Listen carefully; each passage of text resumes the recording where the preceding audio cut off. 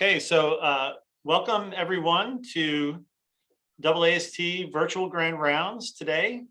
And our topic today is ICU Medical Directorship for Smarties, not for Dummies. So we don't assume that anyone out there is starting at a low level, but we have three talks today, and joining me today as guests on the panel are members of the Critical Care Committee of the AAST, Dr. Bryce Robinson from Harborview Medical Center, and Dr. Sam Mandell from UT Southwestern.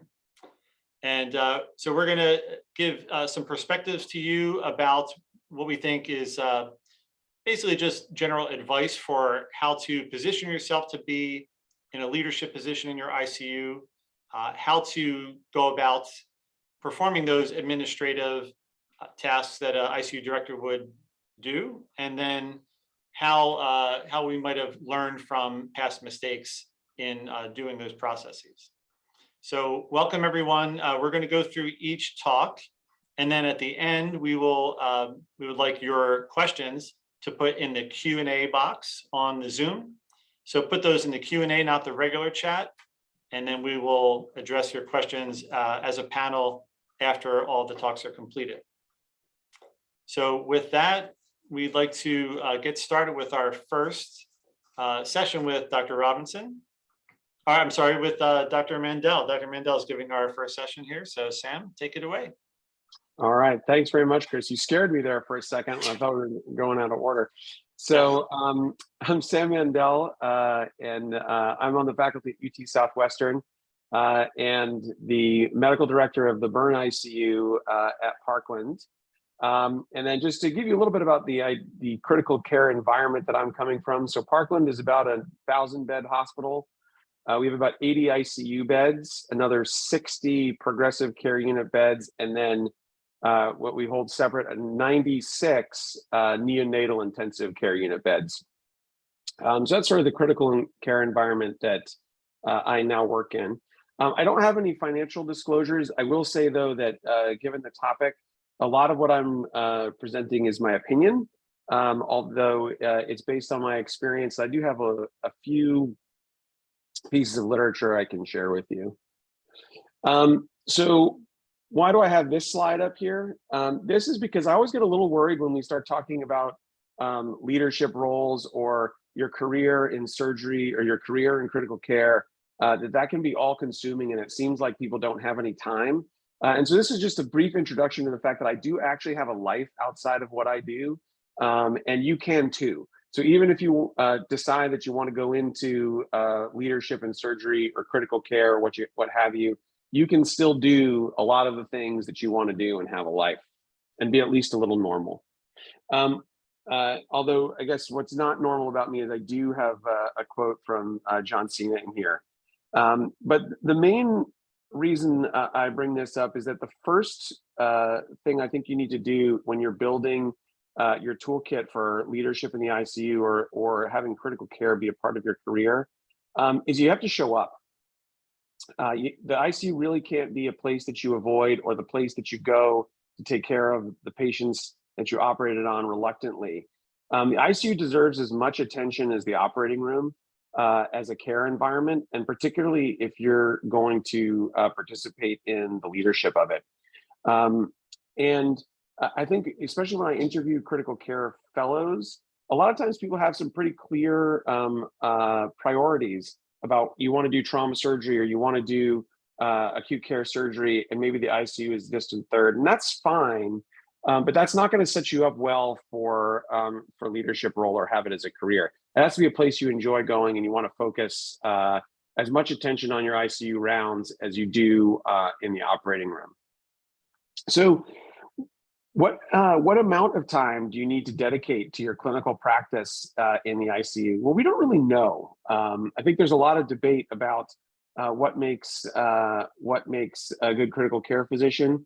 This is a recommendation from the European Intensive Care Unit group that an ICU director should have their professional activities be devoted full-time or at least 75% of the time to the ICU. Don't panic. I don't think that you need to do that necessarily. But I do think it's really important that if you're going to have a leadership role, that you make time for it, and that it is going to take up a fair amount of your both clinical time to be in the ICU, but also some administrative time and duties outside of your clinical practice. And you need to think about that balance ahead of time. You also need to maintain a broad base of critical care skills.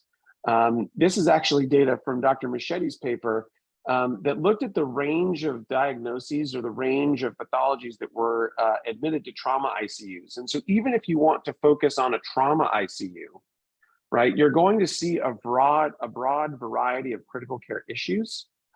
And that's going to broaden out if you are also talking about taking care of patients in a general surgical ICU. And so you really have to maintain a broad focus on critical care because your patients are going to need that. But more importantly, that's one of the things that's going to demonstrate your interest in critical care to others, people that you're going to collaborate with from other ICU disciplines, whether it be internal medicine, pulmonology, anesthesiology, or emergency medicine.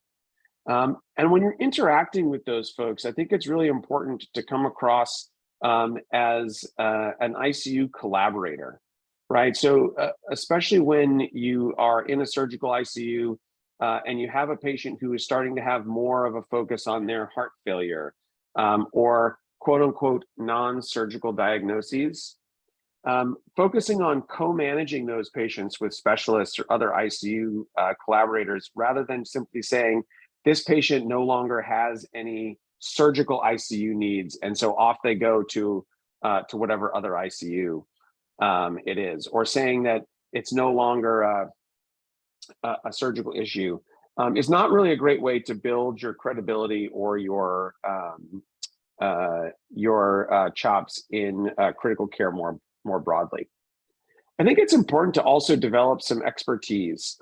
Find something that interests you, that you are good at in the ICU, particularly if others are not filling that role, and become an expert in it. So, you know, before becoming a medical director of a burn ICU, one of the things that I did was quality improvement for an ECMO program.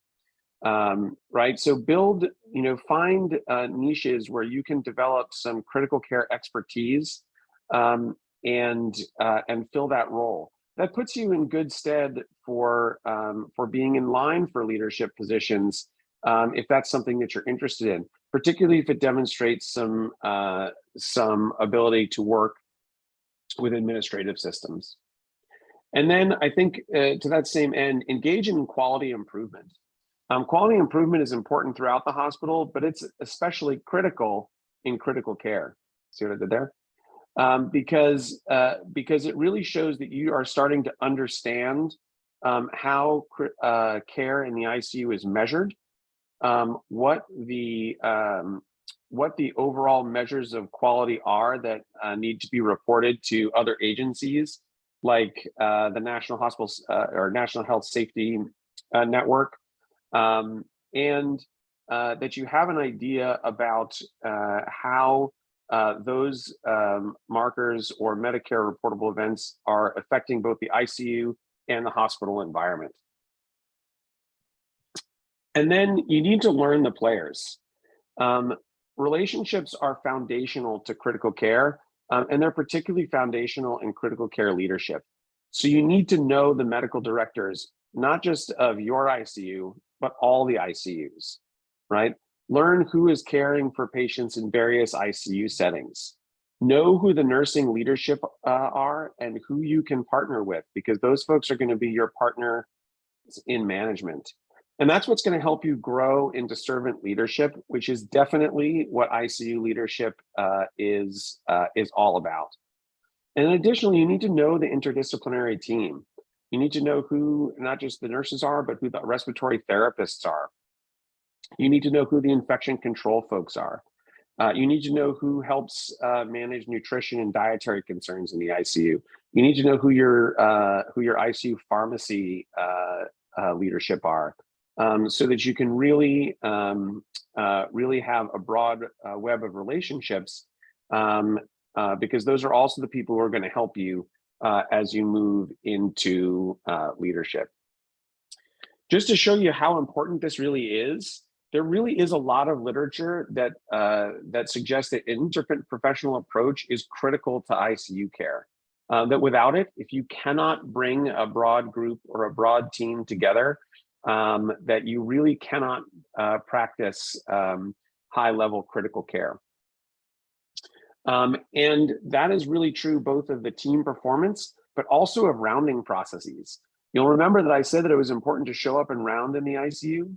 Part of that is because it is absolutely foundational to ICU team performance, as well as patient care outcomes in the ICU. And so if you don't have the experience and you don't have the relationships to do that, you're not setting yourself up well for a leadership role. And certainly if you take one on or are offered one, you're not setting yourself up well with the toolkits to do that job well. And then don't forget to develop yourself in terms of what are sometimes called soft skills like communication and emotional intelligence. If you have opportunities for faculty development to develop those skills, take them because they're going to help you grow into leadership roles. And then learn the financials and the organizational hierarchy, right? How do people in the ICU get paid? How does the institution get paid? Where does it fit into the overall structure of the institution you're practicing at? And then finally, I would say, be honest with yourself. Do you want to be involved with critical care, right? Do you want a leadership role? A lot of times you're going to get offered positions or opportunities to take on more work. But if it's not in line with your goals, if it's not in line with what you want to do, then think twice before taking that on. Understand your why for taking on a role or wanting to get into leadership, because that also is going to drive you to actually do the work and be successful at it. And then occasionally you get to do fun things like dress up like Santa Claus and have a whole bunch of nurses want to take pictures with you so they can prove to their kids that Santa Claus really does exist. All right, that's it for me. I'm going to turn it over to either Bryce or Chris, and I think we're going to do questions at the end. Yeah, thank you, Sam. That's great advice and a great perspective on how to position yourself for leadership. So yeah, Dr. Robinson, Bryce, you're up next. Awesome. Go right into yours. Yeah, everyone can hear me okay? You guys good? All right, I'm going to put it in in the viewer mode here. Everything okay? All right. Well, thank you very much for the opportunity to speak today. Just a little bit about myself. My name is Bryce Robinson. I am one of the surgeons here at Harborview Medical Center, but I also serve as the Associate Medical Director of Critical Care. And I wanted to take the opportunity to kind of give you a view of what the medical director's office looks at or understands critical care, at least at the ICU directorship level. I don't have any financial disclosures, but I think it's important, kind of like Dr. Mandell, that all politics are local. I can only tell you what I know and what I see on a daily basis, or I can describe from my past experience. Every institution is often complex and they are often very, very unique. And so what's happening here in Seattle at Harborview is very different at your home institution, especially if you're walking into a leadership role and how things intertwine within that health system. I don't have a playbook for becoming an effective critical care leader. I think a lot of the learning is done by being an effective doctor first, and then a surgeon, and then really working your way up to be an effective leader. So I don't have a magic pill that I can tell people. I can only give you what I can describe. So my goals today, I just have two goals in this quick talk. I'm going to describe my role as an institutional medical director for critical care. What does that look like in the context of ICU leadership? And then I'm going to offer some tips for being a successful ICU director. My role as the medical director for critical care at Harborview, I work with all the ICU medical directors, and I have some good ones, and I have some others that have some opportunities for improvement. And I think with that perspective, I can offer at least the young leader or those thinking about critical care leadership some wins. So let's talk about Harborview. It's important to talk about Harborview so that you kind of understand my job. Harborview was founded in Seattle in 1877. We have 413 beds. As of today, we have 509 patients in the institution, which is not too uncommon for us. For such a small institution, 89 of our beds are critical care beds, and that's spread over 6 ICUs. We see about 6,000 trauma patients per year. We are the only level 1 adult and pediatric trauma center for the state of Washington. And we do participate in the largest geographic catchment in the United States. That includes Washington, Wyoming, Alaska, Montana, and Idaho. That's a total population of about 7 million people. And we are the only ABA verified burn center. As the Associate Medical Director for Critical Care, I lead all the physicians at Harborview for matters dealing with critical care. And I do this through chairing the Critical Care Council. The different physician groups, at least institutionally, are broken into councils. We have a trauma council, we have a surgical council, we have a critical care council. I lead that council. And so I am the institutional representative when it comes to critical care for our board of trustees, which are basically politicians in the community. I'm also the critical care representative for the medical executive board. At the UW medicine level, if we have to talk about critical care, especially at the trauma center, that's when I participate in those higher level systems conversation. I am the representative for resource allocation. Before this call, we had a conversation about new ICUs. What are we going to put in our brand new hospital starting in about 5 to 6 years? Those things come through my office. And then finally, when we need someone to be the fall guy for surveyors, magnet awards, TJC, DOH, I'm the person that gets part of that parade. I'm also part of the master planning of the institution, like I said, for critical care environments, and then anything else they need help with, complicated patient situations, social situations that involve critical care. I'm the person that they call. And so as the Associate Medical Director for Critical Care, I have to work with all of the individual ICU medical directors of the various ICUs, and I listed them there. And they really vary in their practice from our trauma surgery ICU to the PICU. And so really developing those relationships that Dr. Mandell talked about earlier. I am a cog in the administrative wheel of the institution. Our institution breaks up the medical director's office or the CMO's office at other institutions into associate medical directors. And you can see that we have 5 individual associate medical directors that really have a carve out of an individual metric or sort of survey of the institution. My umbrella is critical care. Dr. Bulger, which many of you know, she is our medical director for surgical services. That's how the medical director's office really breaks it out. There's so much going on at the institution at any given day that I think it'd be really challenging for a single person to really have a strong appraisal of anything that's going on underneath the roof. And so we break it up into these medical directorships so that there is expertise in that certain area. And then that can get fed back to the medical director so that physician level decisions, executive level decisions are appropriately made. Like I said, I think it's a really challenging job to be, to know all of this at all times. And so again, we break up the job in these medical directorships. Like many centers, you know, I have a lot of bosses. And so I report to the medical director of the institution. The medical director of my institution in red reports to the CEO of the hospital. And so that's where we get into involving critical care decision-making for our board, because the CEO reports to our board of trustees, which is appointed by King County.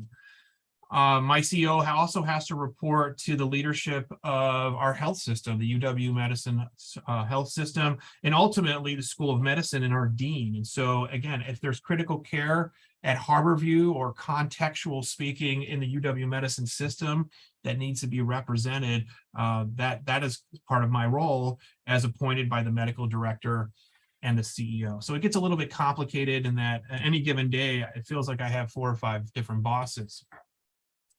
It's really important, we felt like, to organize our various stakeholders. There's different groups in the hospital that have a various focus. Again, like I said, we broke out critical care into its own council. Trauma, QI, PI at some institutions is broken up into its own council. So a lot of people familiar on this group are familiar with that process improvement organization. Same thing with critical care. We have a critical care council. It's in the bylaws of the institution, and we have monthly meetings. One of the things I think that is unique about Harborview is that we really support the idea and endorse the idea of a dyad leadership model. Well, what does that mean? That means that each one of these councils is led by a physician and a nurse equivalent. And so my nurse equivalent for leadership is our associate chief nursing officer for critical care. And so we both run that meeting. And so that we bring both sides to the table when we're making large critical care decisions for the institution. All the ICU directors are there, all the ICU nurse managers, so that dyad at that second tier are also present. And then, of course, like Dr. Mandell said, it's bringing that multidisciplinary team to the table. Well, this is the table. And so we bring our leaders of respiratory care, pharmacy, other nursing platforms, acute care, geriatrics, the list goes on, but we want those people at the table for making these institutional-wide critical care decisions. We have our own benchmarks. We have our own, we have a website where we can see our benchmarks and compare them monthly. Data is brought in so that we all know where we are, and we review that QI data at every meeting. It's a time to update the critical care community of new policy changes, of things that work or don't work in other other parts of the hospital, any large systems issues that we need to make public. This is the place to do it. It's a very transparent environment. This is the group that makes critical care policy changes. We write the policies, we review the policies, and we vote on them. And then they go on to the next level. And we have our own listserv so that if you're not making the meeting, we can at least send the documents. People are aware of things that are happening.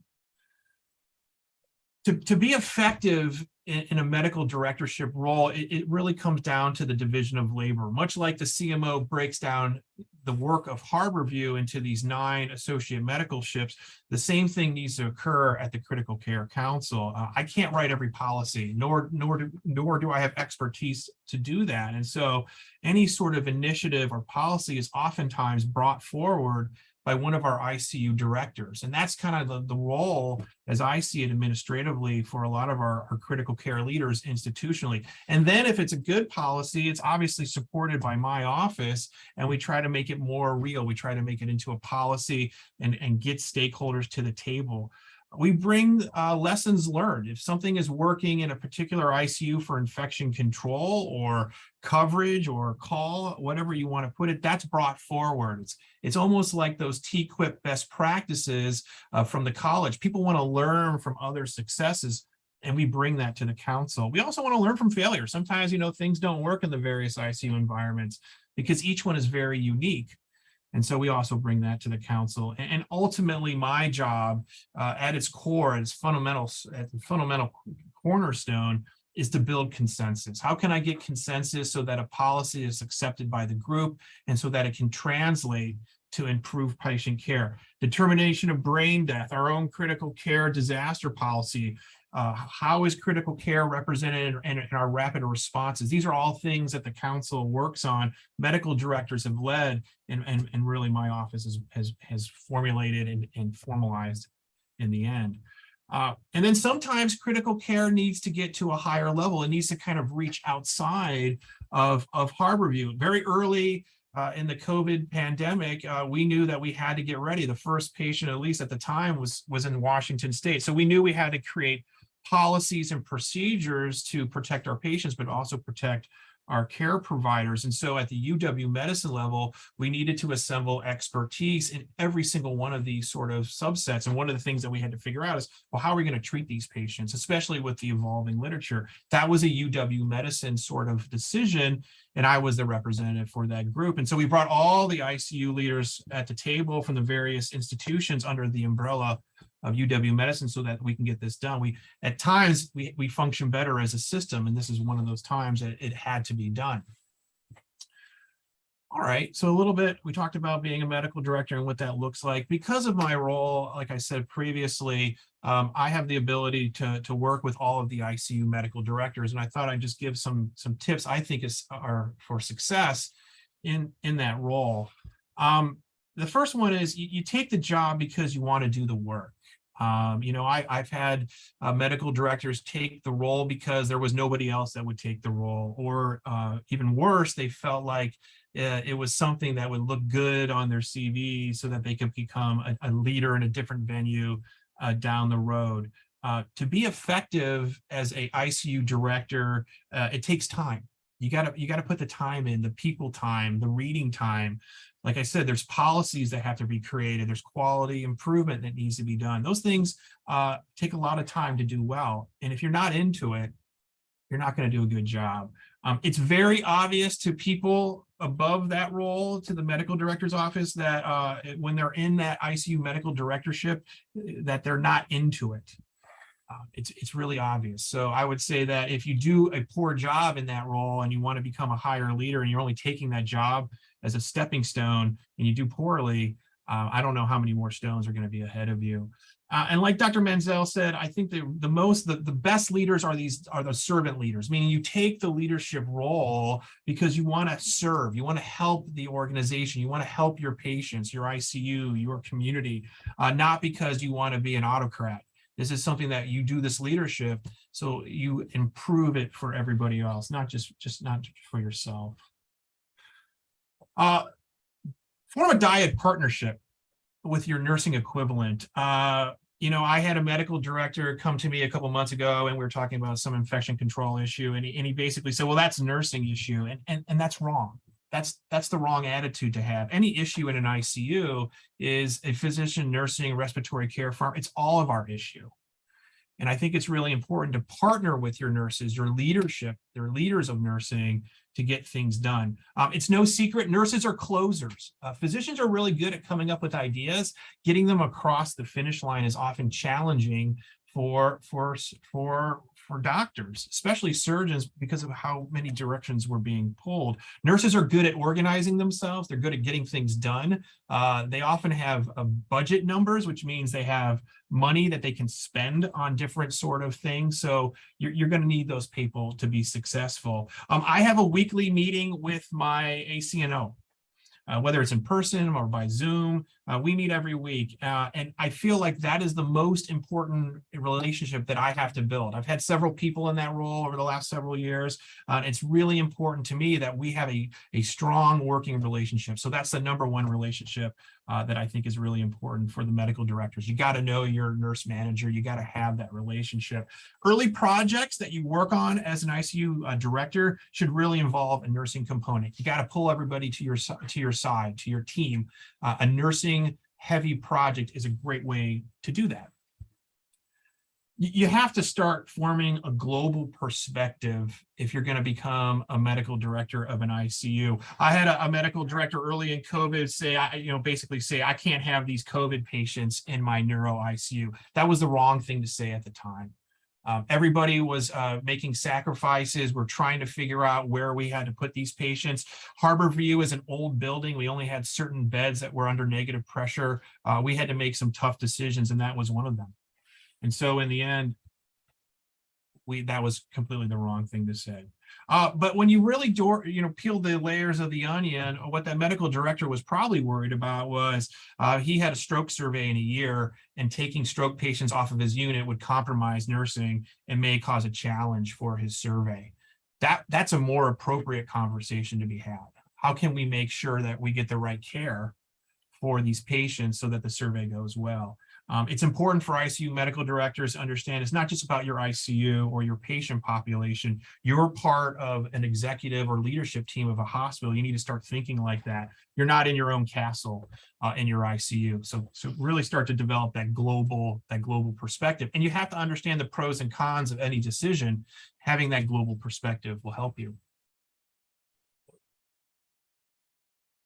Please come with solutions and not just problems for those leaders above you. I had a medical director, it's about 2 or 3 months ago, call me up and say, I'm having night coverage problems in my ICU. I can't really help with that. I don't have the phone numbers of the various fellows and residents. My office is that's not the focus of really what we try to do. What was more effective would be if that ICU medical director said, hey, I got a plan for coverage because we're thin. We're going to need some nurse practitioners from another ICU. They've already agreed to doing it. We just need to get this transmitted and be transparent and get some approvals. That's a helpful sort of conversation to be had. It's really easy to bring out things that don't work. Anybody can do that. My teenage daughter is an expert at bringing up my faults. What's more useful to people is having a solution in hand. So having the problem, but having a preliminary solution. And what's even better, which I call it a gift, is that the solution already has visibility to the stakeholders and is going to get approved very easily. So think about that. All that you do as an ICU medical director, it really begins and ends with quality improvement. You saw this slide earlier in Dr. Mandell's talk. You know, I had a medical director, we were talking about infection control issues. I think it was C. diff about 2 weeks ago. The medical director said, well, that's not an issue in my ICU. So I can probably tune out a little bit. Not true. You know, infection control issues are everybody's issue. And even though it may not be in your ICU this month, just wait till next month. That's quality improvement. Understanding your ICU in the context of the greater hospital is really important. You got to build metrics and you have to measure them. And I think a lot of times surgeon leaders, physician leaders get lost in the perfect data. It doesn't exist, especially for things like this, when you're making dashboards, using Epic data, et cetera, et cetera. It's really easy to get lost. So pick some easy metrics, follow them. Dyad partnerships with your nurses, you follow them together and you work on improvement. And if you can't measure them, you need to figure out a way to do so. I think it works better. This sort of QI projects, this quality improvement focus works better in an M&M sort of format for your ICU. We're all very familiar with M&M for surgical diseases, our surgical departments. This translates really well at the ICU level. We have M&M for our surgery ICU. We have it for our MICU. We have it for our NCCS. The PICU does a portion of it. It's been broken down to the various ICUs, and it's a little bit different in each ICU environment. That totally makes sense to me, but you got to have an open forum where you talk about difficult cases so that you can learn from each other.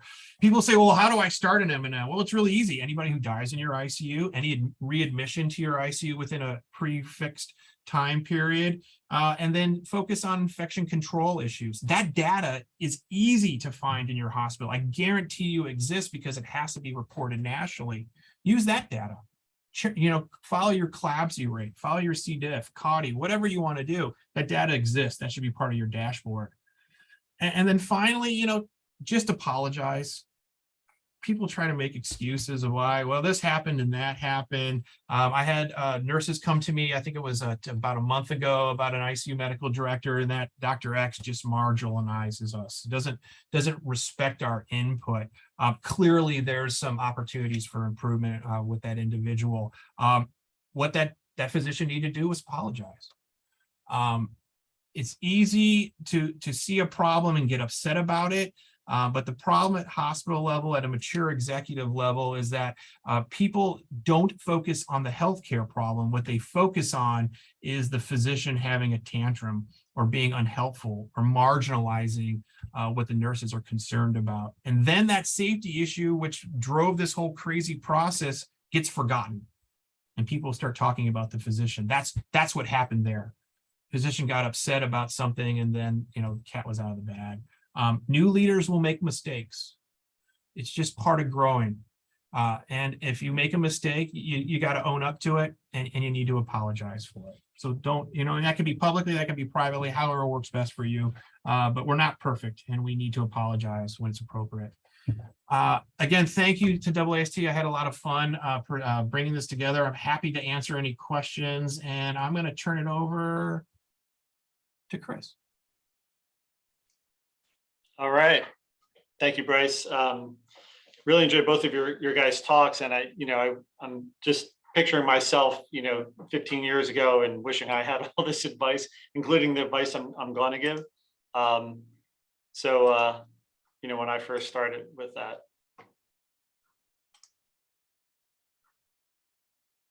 All right, let's get the slides up here. All right. Is that good? You guys hear and see? All right. My talk is what I wish I knew then.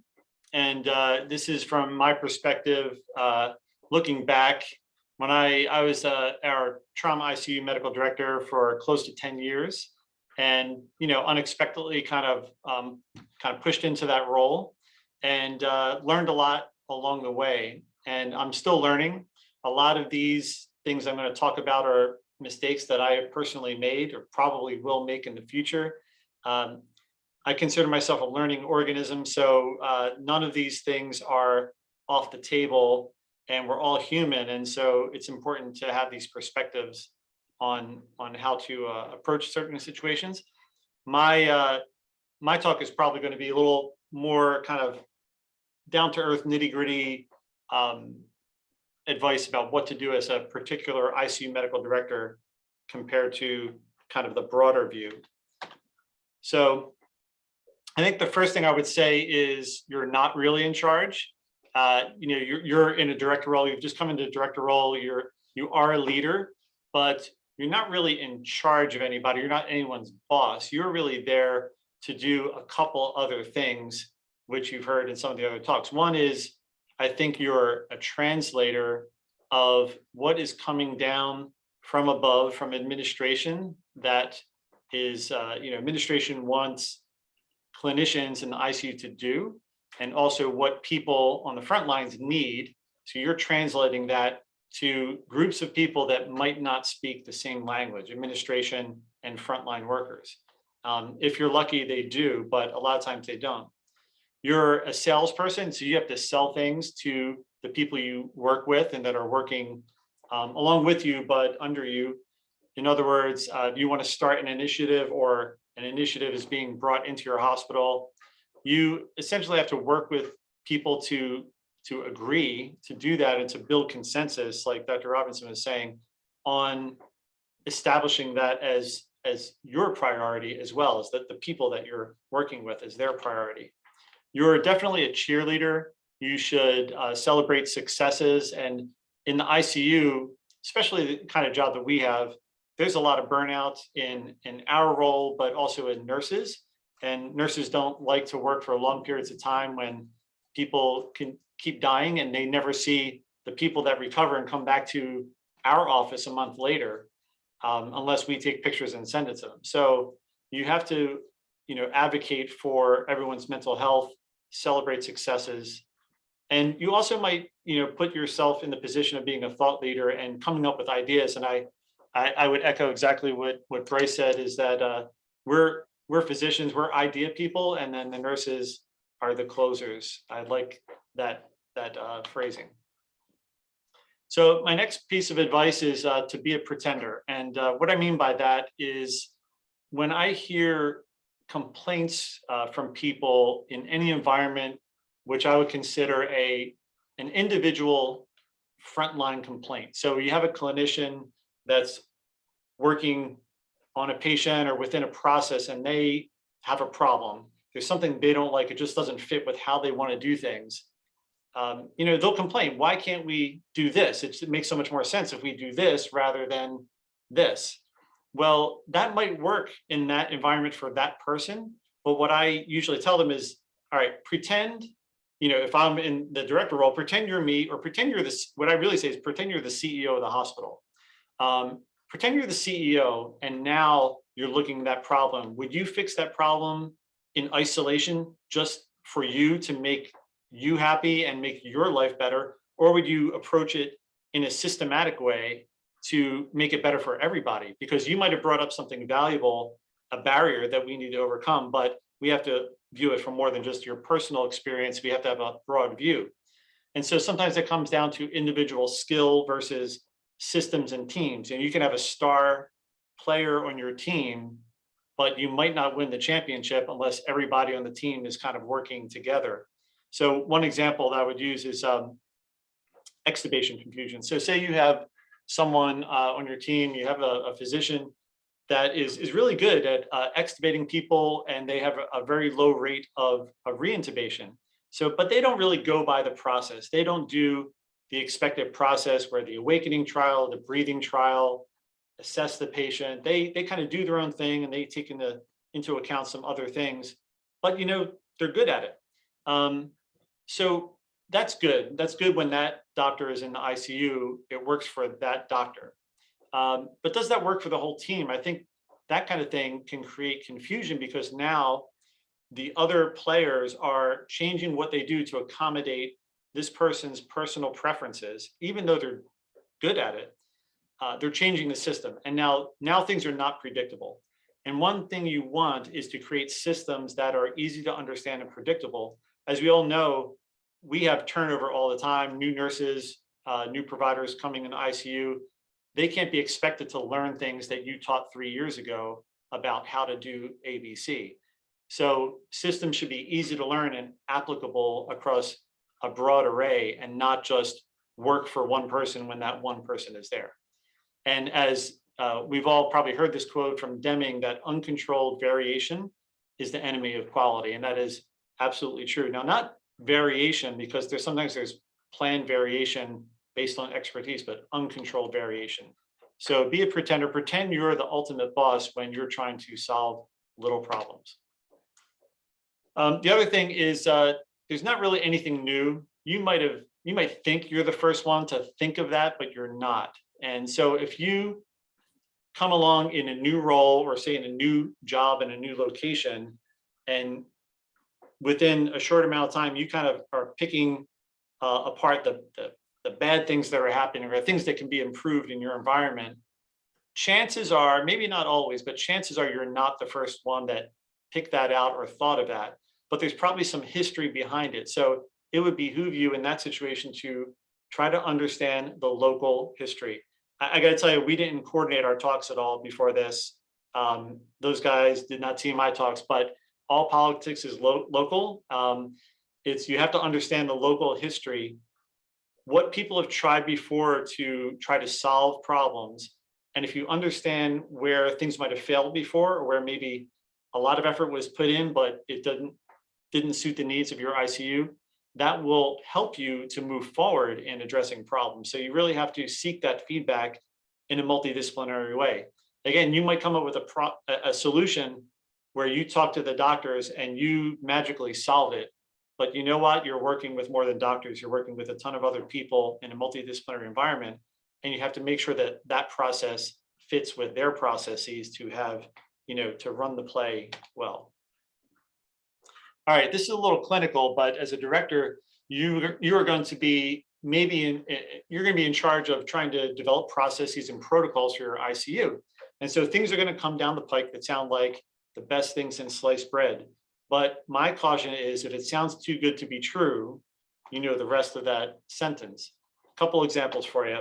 If you're old enough to remember Xigris, Xigris was a drug that's a protein C inhibitor that essentially is like an anticoagulant that was developed to treat sepsis. And this was marketed relentlessly by the pharmaceutical company, including them very kindly offering to come into your hospital and give lectures on the benefits of this drug, because they had a paper that showed that it reduced mortality significantly. And this was, I want to say, gobbled up by the medical community immediately, for good reason, because sepsis is a worldwide catastrophe. We know that, and this was one of the first things to offer promise. However, it just seemed too good to be true. I heard a very esteemed physician in our profession say, when they would start Xigris at the end of an operation for sepsis, the patient would hemodynamically normalize by the time they got up to the ICU. The pressors would come off. It was that good. Well, if you know the story, when more than one randomized trial was done later, this was really shown not to have a significant effect on mortality and was essentially taken off the market. So don't jump on the bandwagon too early. Another example of that is the intensive insulin therapy. So when this famous paper by Vandenberg came out that showed if you had really tight glucose control, 80 to 110, it would save lives like nobody's business. So this was what the paper said, that it reduced mortality by 34%, bloodstream infections by 46%, acute renal failure needing dialysis by 41%, and reduce red cell transfusions by 50% just by keeping glucose tightly controlled. Now that all sounds great. It was a randomized study, but you have to think, how does it do that? There has to be something. How does that do that? And being a natural skeptic, I just was so skeptical about this. I mean, this would be one of the greatest medical interventions in the history of medicine if it was able to accomplish those tasks. And once again, when the other studies came out, we had a more balanced view than initially everybody thought. So we jumped off that bandwagon. Next, who sets the agenda? I think, first of all, there should be an agenda in a general sense in your ICU. So, we have a surgical trauma ICU, and what is the identity of your ICU? That's kind of the agenda. So we're the bleeding people, right? We're trauma surgeons. We're experts at shock. We're experts at bleeding resuscitation. We're TBI. We are the abdominal disaster. Anything that is so ugly that other people will run away from it, we run towards it. That's our agenda. So give us more of that. And so you should have kind of a general agenda of what your ICU wants to accomplish and what your identity is. One of the things about this is you might be, as you heard in the other talks, balancing your agenda with other people's agenda. And now you know about these organizations that create agendas for hospitals and for ICUs. And these are legitimate initiatives that dictate care in certain ways in order to benefit patients.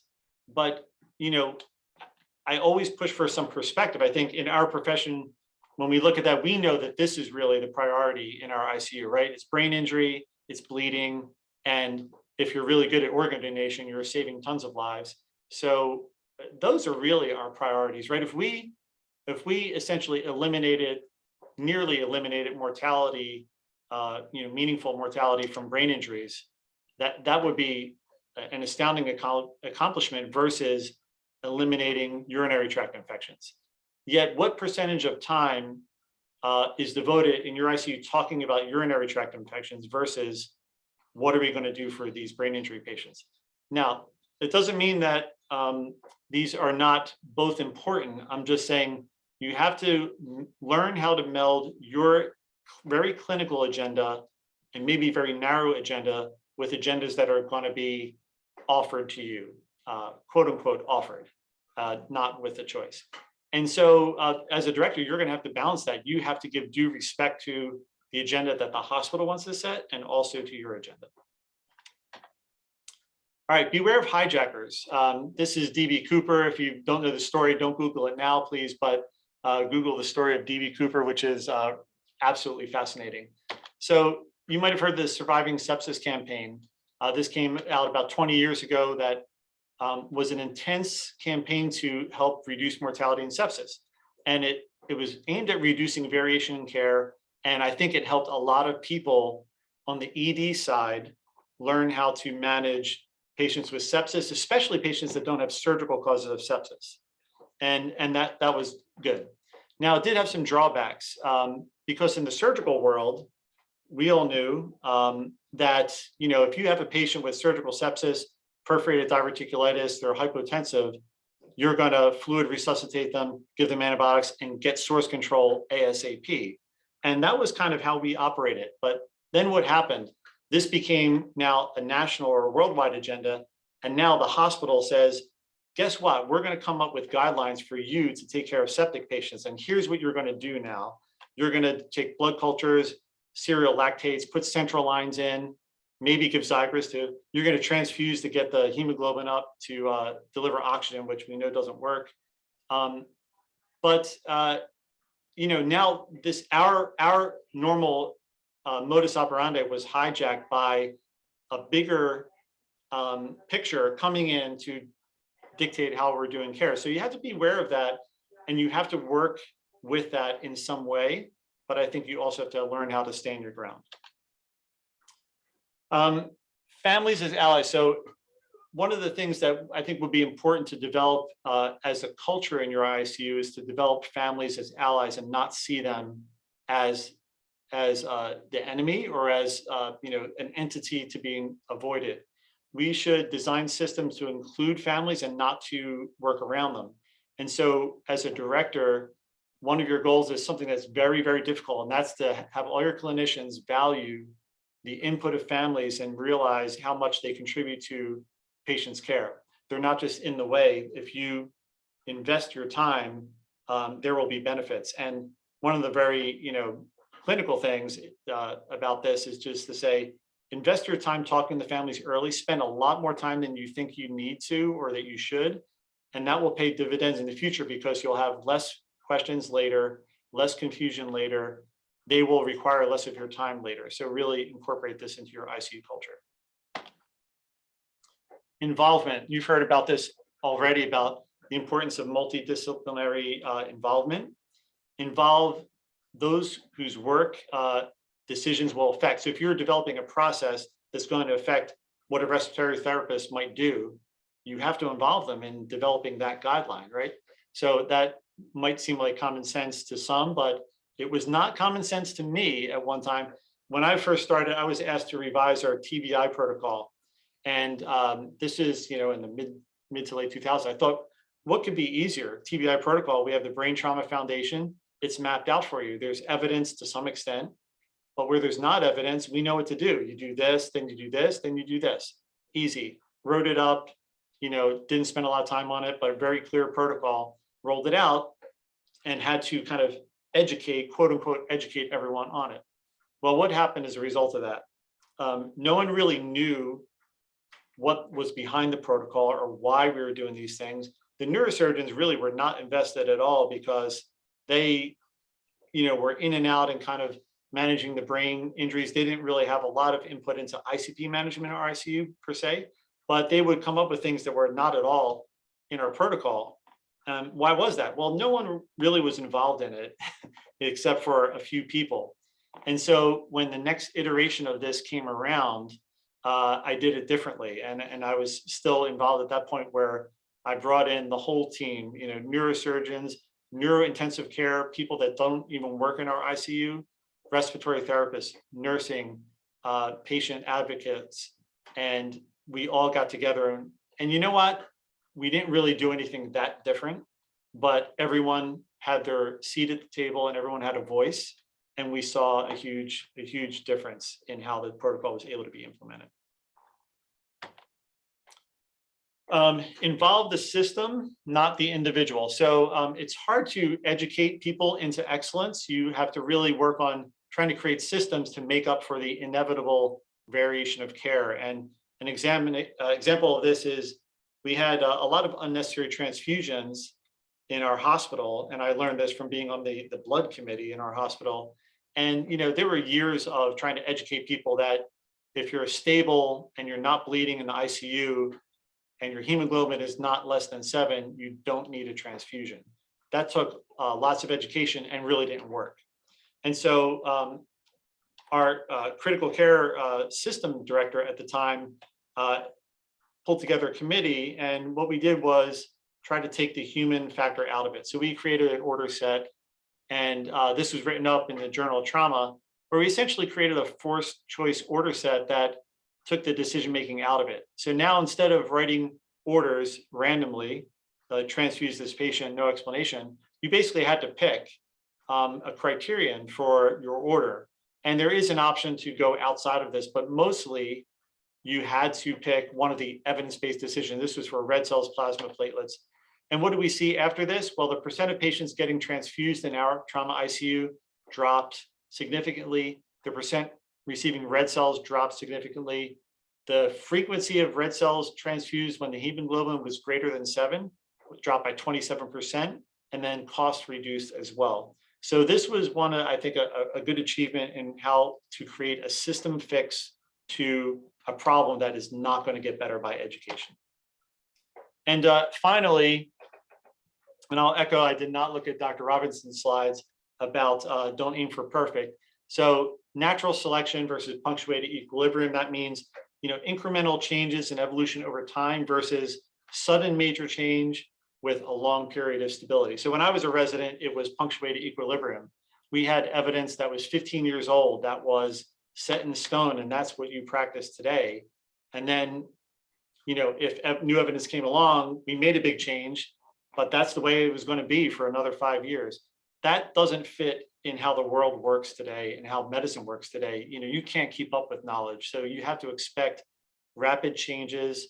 And instead of finding the perfect solution, just make it a little better. Just say, what can we do in the next month to make this a little better? Learn from Congress. You hear these bills going through Congress, and because they couldn't agree to do, numbers 1 through 10, they're going to scrap the whole bill. Well, how about just doing number 1? Let's see if we can do number 1, and then we'll move on to the other stuff. So you do a PDSA cycle, and you reevaluate in 6 to 12 months, not 5 years later, 6 to 12 months, get everybody's input and see if it works. And you'll find that you're slowly evolving.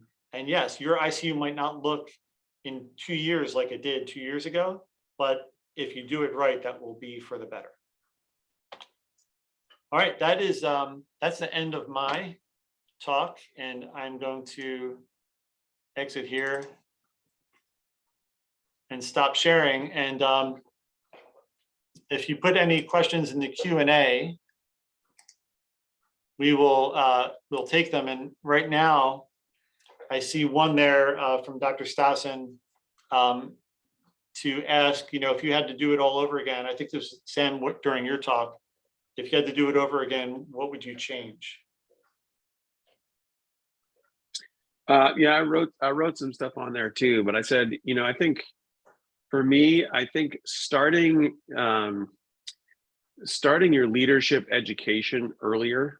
I think you get a little bit of that in your surgical training, but not enough, and not from enough perspectives. And I think taking advantage of some dedicated education on how to be a leader and how to interact with disparate groups and bring them together and use some pointed skills for that. And I think the other thing I would say is if you decide that a leadership role really in anything is what you want, don't be afraid to advocate for yourself. And put yourself out there. Don't necessarily wait for people to find you or pick you or appreciate your contributions necessarily, because that can be a way either of not ever getting a leadership role, or ending up in one that you don't want or are ill-suited for.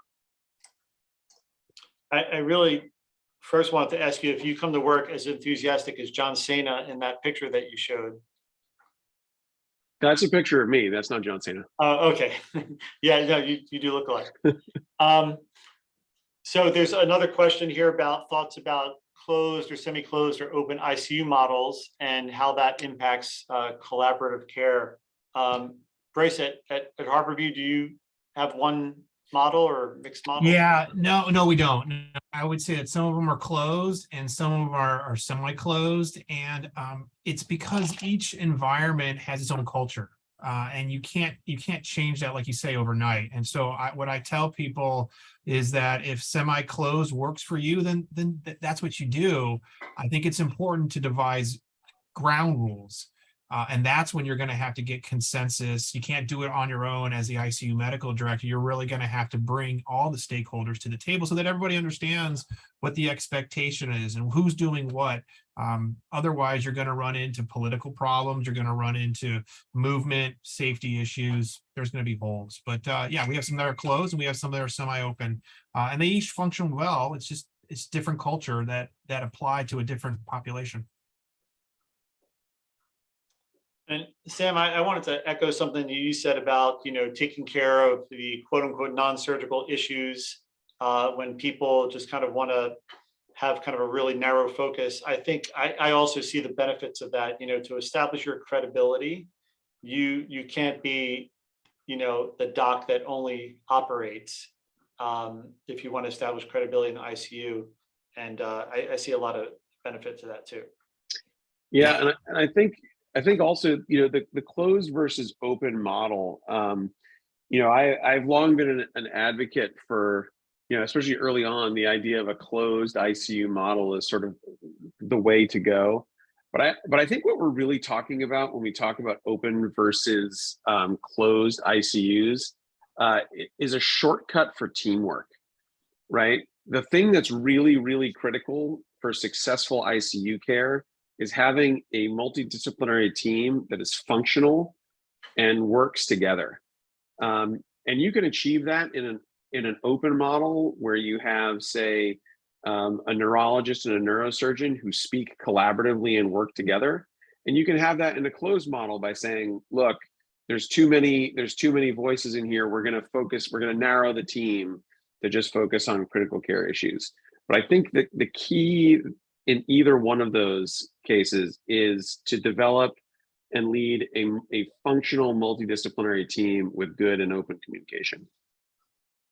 For sure. I actually had, within like the last month, someone said to me about our ICU, and they said, when we have a closed ICU, I said, no, we actually have an open ICU. It's just functionally closed, because if you develop enough, credibility and trust among the team, then it doesn't matter what model you have. So our thoracic surgeon can come in and write any order they want on their patient that's in our ICU. But they're not going to, because they trust us and we work together and we communicate, and they give up that management, and they know that if there are issues about specific things that we're going to call them, and we're surgeons and we know how to manage test tubes and air leaks and bleeding and things like that. And so we have that takes care of that issue.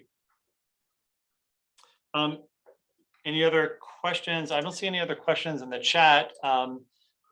Before we go, so Dr. Robbins, I did want to ask you, since you were kind of talking about something that I alluded to, how do you act as the translator between, the broad initiatives that a hospital wants to address and the people on the front line? Because you must see a lot of that in your position. How do you work with that? Yeah, I think the best way to do that, I feel like, is that you have to make people understand why they're doing what they're doing, right? It can't be just some senseless bureaucratic benchmark or initiative. I think you have to sell it. Physicians are very suspicious, right? And you have to have data if you're going to change minds or opinions. And so part of that is giving the reason why people are doing this. And it might be purely financial. And I think that's okay to be transparent, or maybe a issue. It just all depends. But I think you have to give all the data. I don't think you can be secretive. You have to be very transparent to make the change. Now, issues going up the chain, I think that stems, those issues get addressed if it's quality. If it's a safety issue, I think the hospital reacts much differently than if it's something else. If it's a safety issue, it's much easier to bring that in front of the medical director, CEO, the CMO. Those are different issues versus, financial. But going down the chain, I think you got to have evidence as to why this is happening, or why people want this. Yeah, exactly. You got to be careful that everything doesn't become a safety issue. We don't have enough cups for the coffee. Yeah, someone could spill hot coffee. Yeah, no, you can't cry wolf too many times or people stop listening. Exactly, for sure. All right, well, we're kind of at time here, so before we go, first I want to thank everyone here on the panel, and thank everyone for attending WAST Virtual Grand Rounds.